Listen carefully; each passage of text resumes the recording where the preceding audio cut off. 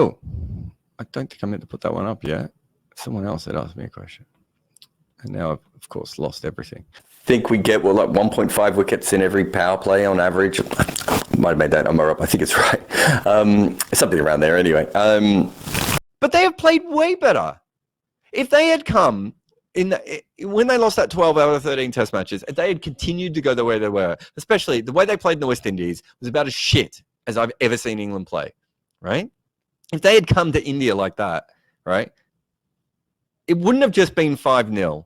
It would have been the kind of 5-0 that at lunch on day one, we all would have been like, oh my God, we've got to watch 5 more tests like this. So many people contacted me to say, no, it's not an unplayable ball. Sorry, sneeze came from nowhere. Well, it came from my nose, but ball carries so far. It also does when you get a leading edge. And quite often, leading edges get caught a lot more now than they used to as I throw my phone to the floor. Will says, can you stop how you feel? Because a certain cricket competition keeps telling me otherwise through YouTube adverts.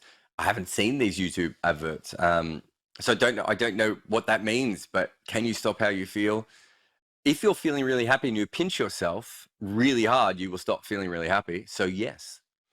Because quite often in India, he has to bowl a little bit quicker because he has to get pace off the wickets, whereas that pitch just assisted wrist spin so much that he could bowl probably what is more his optimum pace, that 81 to 85 kilometers an hour. I almost said miles per hour. That would be quick. He epitomizes that. That's Kieron Pollard for you. And just those hands, I've seen those hands in person. They are huge. I've touched them. Okay.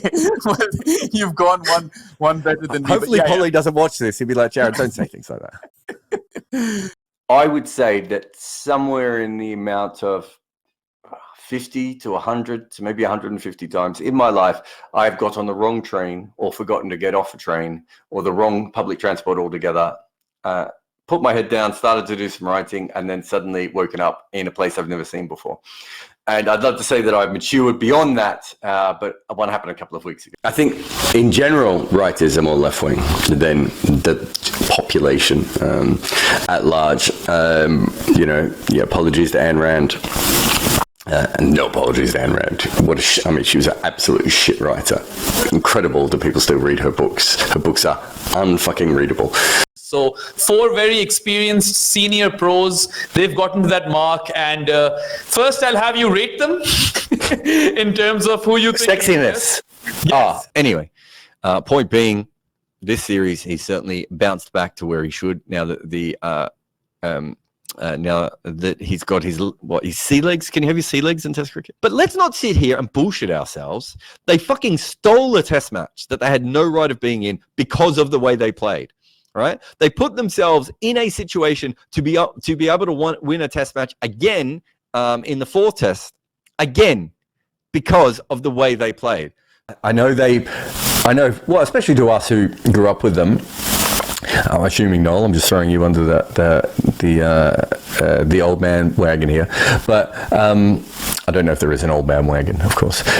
But it's not true, right? Teams don't go on 30-match winning streaks in Test match cricket, right? It's like, now we've got After Dark with Bayram here. But, luckily we have the internet hooked up to the UPS or whatever, so the electricity going does not impact the show. it makes you look like you're now an alien. I like it. But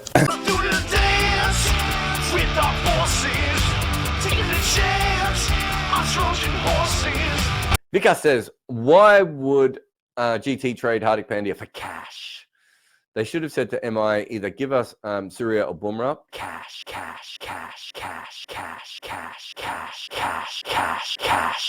But a lot of the other players are like, this is going to be dreadful. We're going to be embarrassed, right? They haven't been embarrassed. They've been in games. They're playing a team that is way better than them in their home conditions. And they don't have their best spinner for Asia. As a general rule, try and take your best spinner to Asia. Or keep him there, in Jack Leach's case. And they won that Test match by playing peak baseball cricket. But then over the course of, 5 Test matches, your light's gone. Oh, you're back. Don't worry. There's something going wrong with my camera. I'm just trying to fix it live on air. There's nothing to see here. And they won that Test.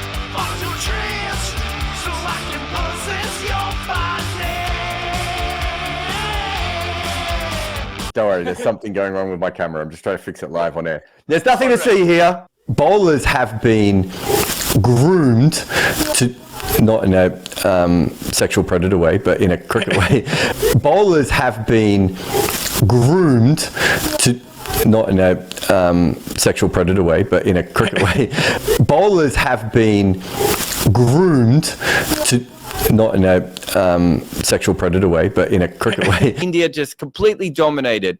But for one last time, England would not be killed. Just keeping themselves within touching distance of another win, or at least loss. But England really is the cockroach of modern test matches. A sexy, fun cockroach. And in fact, maybe that's the wrong animal. They're maybe more like a scorpion.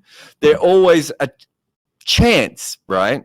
And because they have a big sting, but they're still just a scorpion. You could just step over them. I think the Invincibles were a great side, but you can't really compare them to 80s West Indies and, aughts. Do we say aughts? I've said it now. And I think also, with all due respect to Wagner, and I do mean this with all due respect to Wagner, he's a player that you had to not pick because he would have just kept...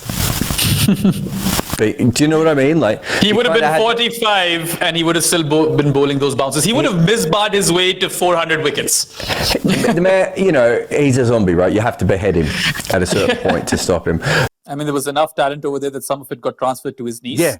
So I mean, literally, there's that as well. Literally, it's in their blood that they can wicket keep in the Healy family. Because I think her dad, his brother, also was a wicket keeper. Right, I think I'm right in saying that there is multiple wicket keepers in that, and she also married a wicket keeper because, of course, Mitchell Stark was a wicket keeper as a kid. So I'd say at a certain point, it's got a little bit incestuous with the wicket keeping with the Healy family. But I'd like to do the IPL as well, but certainly the World Cup, we will be back for the scoreboard. So you don't have to just come for now. You come and then you stay forever. One of us. Although his one-day bowling was always good, but he was probably a little bit more of a one-dimensional white ball bowler as well. So that's incredible. Just an incredible effort there. So I hope my face just then was a good trailer for the BJ Watling video. We will be back for the scoreboard. So you don't have to just come for now. You come and then you stay forever. Sri, if you have an uncle with too much money who likes cricket podcasts, send him my way, and I'll try and take his money off him. One of us, one of us, one of us, one of us, one of us, one of us, one of us, one of us. As soon as I find some time, guys, I'm going to study that stuff and maybe I can upskill. But Do you know who can't do that? Ahmed Shahzad.